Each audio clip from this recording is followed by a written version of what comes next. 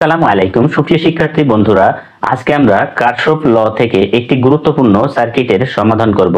তো সার্কিটটি একটু জটিল প্রকৃতির মনে হলেও আসলে সহজ আছে। ভিডিওটি একটু বড় হতে পারে, মনোযোগ সহকারে দেখার জন্য অনুরোধ করছি। নিম্নে প্রদত্ত সার্কিটের প্রতি শাখার কারেন্ট নির্ণয় করো। তো প্রথমেই যে সার্কিটটি দেওয়া আছে, এই সার্কিট থেকে সোর্সের এই ভোল্টেজ যে সোর্স দেওয়া আছে পজিটিভ প্রান্ত দেখে আমরা কারেন্টের ডিরেকশন গুলো প্রথমে দিয়ে তারপরে আমরা কাজ শুরু করব। তো আমরা এরকম আরেকটি চিত্র এর নিচে অঙ্কন করে নিব। এখানে আমরা আরেকটি চিত্র অঙ্কন করলাম, সেম চিত্র। এখানে আমরা এই ব্যাটারির যে পজিটিভ যে প্রান্ত আছে এই প্রান্ত দিয়ে যদি কারেন্ট প্রবাহিত হয়, তাহলে এখানে যে দুইটি শাখা আছে, একটি হচ্ছে 10 ওহম, একটি হচ্ছে 20 ওহম, দুইটার মধ্য দিয়ে কারেন্ট প্রবাহিত হবে। তো আমরা ধরে নিলাম যে প্রথমে 10 ওহমের মধ্যে যে কারেন্ট যাচ্ছে সেই কারেন্টটি হচ্ছে I1 পরিমাণ কারেন্ট, এবং এই 20 ওহমের মধ্য দিয়ে যেটা যাবে সেটা হচ্ছে I2 পরিমাণ কারেন্ট। তো যেহেতু কারেন্ট এদিকে ঢুকছে, তাহলে আমরা একবারে এখান থেকে যদি এই বিন্দুতে চলে আসি, তো এই বিন্দুতে আসার পরে কারেন্ট কিন্তু দুইটা ভাগে ভাগ হচ্ছে। একটা এই দিকে যাচ্ছে যেটাকে আমরা I3 দ্বারা প্রকাশ করতে পারি, এবং এই দিকে যেটা যাচ্ছে সেটা হচ্ছে I4 দ্বারা প্রবেশ করবে। আচ্ছা, এখানে এই I3 কারেন্ট আবার এই বিন্দুতে আসবে, আবার এই I2 কারেন্টও কিন্তু এই বিন্দুতে আসবে, অর্থাৎ দুইটা কারেন্টের মিলিত যোগফল কিন্তু এই 20 ওহমের মধ্য দিয়ে প্রবাহিত হবে। তাহলে এই দিকে আরেকটি কারেন্ট যাবে, যে কারেন্টকে আমরা I5 ধরবো। তাহলে আমরা এখানে কিন্তু কারেন্ট পাচ্ছি কয়টা? I1, I2, I3, I4 এবং I5।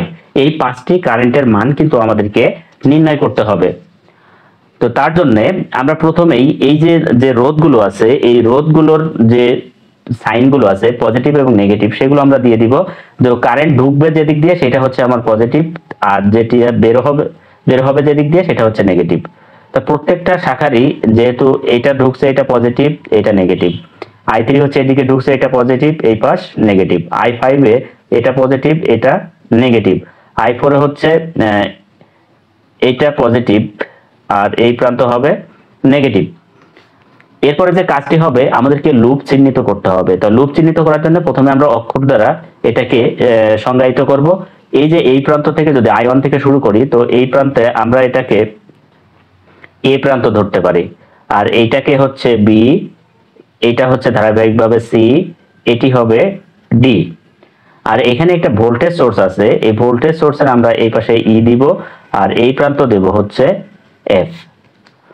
তাহলে যেটা লক্ষ্য করা যাবে, এইখানে যদি খেয়াল করি, এই প্রথম যে তিনটা রোধ, এই তিনটা রোধের একটা লুপ তৈরি হবে, আবার এই তিনটা রোধ দিয়ে কিন্তু একটা লুপ তৈরি হবে। তাহলে এটা 1 নাম্বার, এটা 2 নাম্বার লুপ।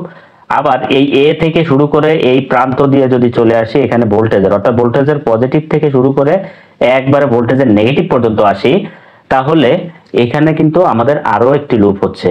মোট 3টি লুপ থেকে 3টি সমীকরণ বের করতে পারলে ক্যালকুলেটর দিয়ে আমরা 1, 2, 3 দিয়ে 3টি কারেন্ট অর্থাৎ I1, I2, I3 কারেন্ট পাবো। তারপরে এই I4 এবং I5 এর যে কারেন্টের মান সেটা আমরা এখানে বি বিন্দু এবং ডি বিন্দুতে যদি KCL অ্যাপ্লাই করি তাহলে কিন্তু পাবো। কিভাবে? কারণ এই বি বিন্দুতে কিন্তু কারেন্ট এখানে ঢোকার পরে এখান থেকে দুইটা বের হচ্ছে, তাহলে এখানে আমরা KCL অ্যাপ্লাই করতে পারবো। তা আমরা প্রথমেই কিন্তু তাহলে এই বি বিন্দুতে KCL অ্যাপ্লাই করতে পারবো। তো বি বিন্দুতে যখন KCL অ্যাপ্লাই করব, তো আমরা এখানে এ থেকে যদি বি তে আসি, তাহলে এখানে দেখা যাবে যে I1 পরিমাণ কারেন্ট বি তে প্রবেশ করছে, কিন্তু এখানে দুইটা কারেন্ট বের হয়ে যাচ্ছে, I3 এবং I4। তো সেই ক্ষেত্রে আমরা এটা লিখতে পারি যে I1 সমান I3 প্লাস I4। কিন্তু আমাদের এখানে কিন্তু I4 এর মানটা কিন্তু আমাদের বের করতে হবে। তাহলে আমরা এখানে I4 যদি বের করতে চাই, তো I4 কে বাম পাশে নিয়ে আসলে I1 টা ডান পাশে যাবে, তাহলে I1 মাইনাস I3। তার মানে এই যে I4 এর যে কারেন্ট আমরা পাবো এটা হবে I1 মাইনাস I3 এর কারেন্ট। তো একইভাবে আমরা যদি এখন এই ডি বিন্দুতে আবার KCL অ্যাপ্লাই করি এখানকারের মতোই, তাহলে কিন্তু I5 এর মান পাবো। তো আমরা এবার ডি বিন্দুতে KCL অ্যাপ্লাই করব। আচ্ছা, ডি বিন্দুতে যদি KCL অ্যাপ্লাই করি, এখানে আমরা দেখতে পাচ্ছি যে এই I3 এর কারেন্ট ডি বিন্দুতে আসছে, I2 এর কারেন্টও ডি বিন্দুতে আসছে। আসার পরে I5 হয়ে বের হয়ে যাচ্ছে, তাহলে আমরা এটা বলতে পারি যে I5 এ যে কারেন্ট যাচ্ছে অর্থাৎ I5 সমান সমান I2 প্লাস হচ্ছে I3, I2 প্লাস I3। তাহলে এবার আমরা KVL অ্যাপ্লাই করে তিনটা সমীকরণ থেকে I1 I2 I3 নির্ণয় করতে পারলে I4 এবং I5 ও নির্ণয় করতে পারবো। তো প্রথমেই আমরা যে কাজটি করব সেটি হচ্ছে যে প্রথম যে লুপটা একটু নির্বাচন করি, A B D A loop, অর্থাৎ এই লুপটা হচ্ছে এ থেকে শুরু হয়ে এদিক দিয়ে ঘুরে আবার এতে আসবে, এটা 1 নাম্বার লুপ। তো আমরা 1 নাম্বার লুপ দিয়েও বলতে পারি, আবার এ থেকেও শুরু করতে পারি। তো আমরা এভাবে লিখি যে এ বি ডি এ। তো এই লুপে আমরা এখন কার্শফের যে ভোল্টেজ ল বা কেভিএল অ্যাপ্লাই করব। তাহলে এ থেকে যদি শুরু করি, প্রথমে পজিটিভ চিহ্ন আছে, আমরা পজিটিভ নিব, তার মানে 10 এই শাখার রেজিস্ট্যান্স আর এই শাখার কারেন্ট হচ্ছে I1। তাহলে 10 I1, এরপরে এটা 30 ওহমের মধ্যে দিয়ে যাচ্ছে, তো যাওয়ার সময় এটা প্রথমে পজিটিভ, তাহলে এটা হবে 30, এখানকার কারেন্ট হচ্ছে I3, এটা ঘুরে আবার এদিক দিয়ে I2 এর মধ্যে দিয়ে যাবে, তো I2 এর এই প্রান্ত কিন্তু নেগেটিভ, যেহেতু আমার ডিরেকশনটা হচ্ছে এদিক দিয়ে যাচ্ছে, প্রথমে নেগেটিভ পাচ্ছে, তো নেগেটিভ এখানে কিন্তু 20I2 হবে। তো এইটা সমান আমরা লিখতে পারবো হচ্ছে 0। তাহলে কেভিএল অ্যাপ্লাই করা হলো। এখন এখানে একটা ব্যাপার আছে যে I1 এর পরে এখানে I3 আছে, তো আমরা একটু সাজিয়ে লিখবো, I2 কে আগে লিখবো, না হলে ক্যালকুলেটরে ম্যাথে ভুল দেখাবে। তাহলে আমরা I1 টা প্রথমে রাখলাম, I2 হচ্ছে -20I2 এবং I3 হচ্ছে প্লাসের 30I3, এইটা সমান সমান 0। তো এইটা আমরা একটা সমীকরণ দিব, অর্থাৎ এটাকে 1 নাম্বার সমীকরণ ধরলাম। এরপরে দ্বিতীয় যে লুপটি আছে, এই যে দ্বিতীয় এই তিনটা রেজিস্টার নিয়ে যে লুপটি আছে, সেই লুপটির নাম হবে, প্রথমে বি থেকে শুরু করব আমরা, যে বি, তারপর হচ্ছে সি, তারপরে ডি, আবার বিতে ফিরে আসবো। তো এই লুপেও আমরা কি করব, কেভিএল অ্যাপ্লাই করব। তো এই লুপে কেভিএল দেওয়া মানে প্রথমে এখানে পাচ্ছে প্লাস, তাহলে এখানে প্লাস হবে 40 আছে 40, এবং এখানে কিন্তু I4, তো I4 সমান সমান আমরা কিন্তু এখানে I1 মাইনাস I3 বসিয়ে দিব একবারে, তাহলে আমাদের কাজ কিন্তু আরো সহজ হয়ে যাবে। এবার এটা এই প্রান্ত দিয়ে এই দিকে আসছে, অর্থাৎ I5 এর দিকে উল্টা দিকে কারেন্ট মানে হচ্ছে মাইনাস, তো এখানে মাইনাস পাচ্ছে প্রথমে, এবং এখানে কিন্তু I5 সমান এই যে আমরা কিন্তু KCL দিয়ে বের করেছে I2 প্লাস I3, অর্থাৎ এখানে I2 প্লাস I3 পাবো। তো আমরা তাহলে এই শাখার রেজিস্ট্যান্স নেব 20 এবং এই শাখার কারেন্ট হচ্ছে I2 প্লাস I3। তো এইটা তাহলে এখানে কিন্তু এরপরে যে এই দিক দিয়ে যাচ্ছে যে বিতে ফিরে যাচ্ছে, অর্থাৎ এই যে লুপটি এইভাবে যাচ্ছে, তো এখানেও তাহলে আমাদের মাইনাস আছে, যেহেতু এই দিক দিয়ে আমরা যাচ্ছি উপরের দিকে, তাহলে এখানে হবে মাইনাস, এখানে হবে 30, আর এইখানে হবে কারেন্ট হচ্ছে কত, I3। তো এটা সমান আমরা লিখবো হচ্ছে 0। তাহলে এই লুপেরটা আমরা যদি ক্যালকুলেশন করি, 40 এর সাথে এটা গুণ আছে, 20 এর সাথে এটা গুণ আছে, তাহলে আমরা এখানে লিখতে পারবো 40 I1 মাইনাস 40 I3, আর এখানে পাবো -20 I2 প্লাস মাইনাসে -20 I3 মাইনাস 30 I3 সমান 0। এখন এখানে I1 I2 I3 কতগুলো পেয়েছি সেটা হিসাব করে কিন্তু আমাদের বসাতে হবে। এখানে I1 একটাই আছে, সেটা হচ্ছে 40 I1, আর I2 আছে হচ্ছে 20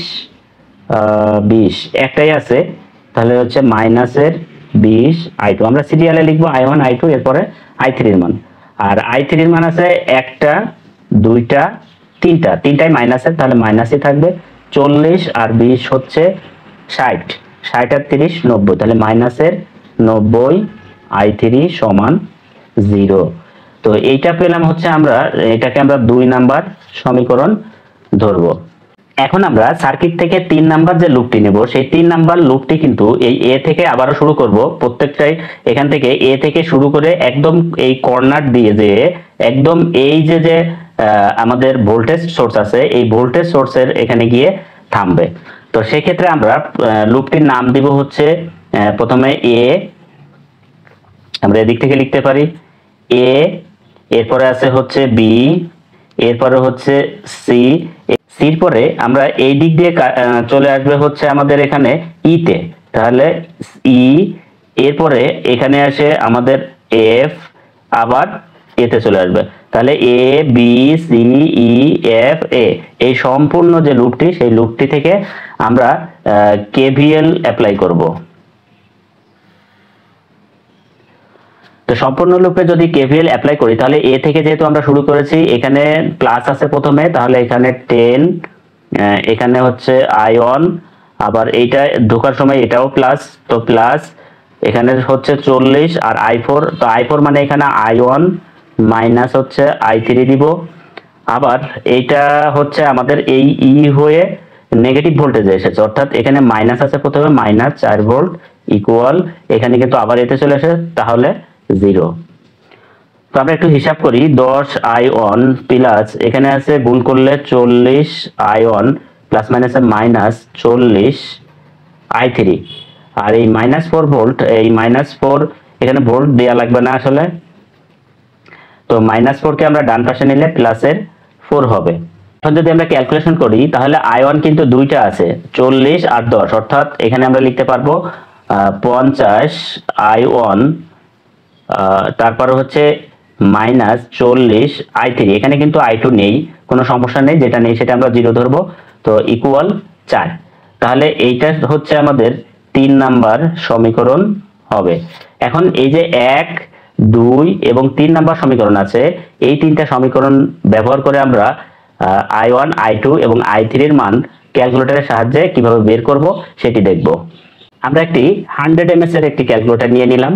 এখানে আমরা প্রথমে মোড চেঞ্জ করে আমরা ইকুয়েশনে চলে যাব। তো ইকুয়েশন 1 এ আছে, আমরা 1 প্রেস করলাম, এখানে 2 এবং 3, আমাদের এবার কিন্তু 3টি সমীকরণ, এর আগে আমরা 2টি সমীকরণের সমাধান করেছি, 3টি সমীকরণ এবার, তো আমরা 3 এ প্রেস করব, অর্থাৎ 3টি সমীকরণ নিয়ে কাজ করব। তো প্রথমে আমরা 1 নাম্বার যে সমীকরণ ছিল, সেই 1 নাম্বার সমীকরণে এই যে প্রথম সমীকরণ লাল কালি দিয়ে যেটা লেখা 1 নাম্বার, সবুজ হচ্ছে 2 নাম্বার, কালো হচ্ছে 3 নাম্বার। তো লাল কালিতে প্রথমে আয়নের সাথে আছে যেটা, এটা a1 এর মান, এটা আছে 10, এটাকে ইকুয়াল দিয়ে i2 এর সাথে যেটা হচ্ছে -20, তাহলে এখানে হবে -20 ইকুয়াল দিয়ে c1 হবে, এখানে i3 এর সাথে আছে 30, তাহলে আমরা 30 দেব ইকুয়াল ডি, ডি এর মান হচ্ছে এখানে ইকুয়ালের পরে যে মানটি আছে 0, তাহলে আমরা ওই 0 মানটি বসিয়ে দিব। তো এবার হচ্ছে 2 নাম্বার সমীকরণ, অর্থাৎ a2 মানে হচ্ছে এখানে যে সবুজ কালি দিয়ে 40 আয়নের সাথে 40 লিখব। এরপরে b2 মানে দ্বিতীয়টা হচ্ছে i2 এর সাথে হচ্ছে -20, এরপরে i3 এর সাথে যেটা আছে মাইনাসের 90, তো এখানে মাইনাসের 90 বসাবো ইকুয়াল দিয়ে, ইকুয়ালের পাশে আছে d তে হচ্ছে 0, তাহলে আমরা 0 বসিয়ে দিব। এরপরে 3 নাম্বার সমীকরণে প্রথমে i1 এর সাথে আছে 50 দিব, এরপরে i2 এর সাথে কিন্তু কোনো কিছু i2 নেই, তাহলে আমরা এখানে 0 বসিয়ে দেব, তাহলে 0। এবার c3 অর্থাৎ এই যে i3 এর সাথে যেটা আছে মাইনাসের 40, তো -40 এখানে দিব, -40 দেওয়ার পরে এখানে d3 হচ্ছে 4, তাহলে এখানে 4 বসিয়ে ইকুয়াল দিব। তাহলে x এর মান যেটা আসবে, এই x এর মান কিন্তু আমাদের প্রথমে এটা i1 এর মান হবে। তো আমরা এখানে তাহলে লিখতে পারবো যে অতএব i1 সমান 0.1 অ্যাম্পিয়ার। তাহলে i2 সমান কত হবে, এইবার আবার ইকুয়াল দিয়ে যেটা পাবো এটা হচ্ছে i2, তো i2 হচ্ছে 0.0875 অ্যাম্পিয়ার। আর i3 আমরা আবার ইকুয়াল দিলে যেটা আসবে যেটা, এটা হচ্ছে i3 এর মান। তো i3 তাহলে আমরা পাবো হচ্ছে 0.025 অ্যাম্পিয়ার।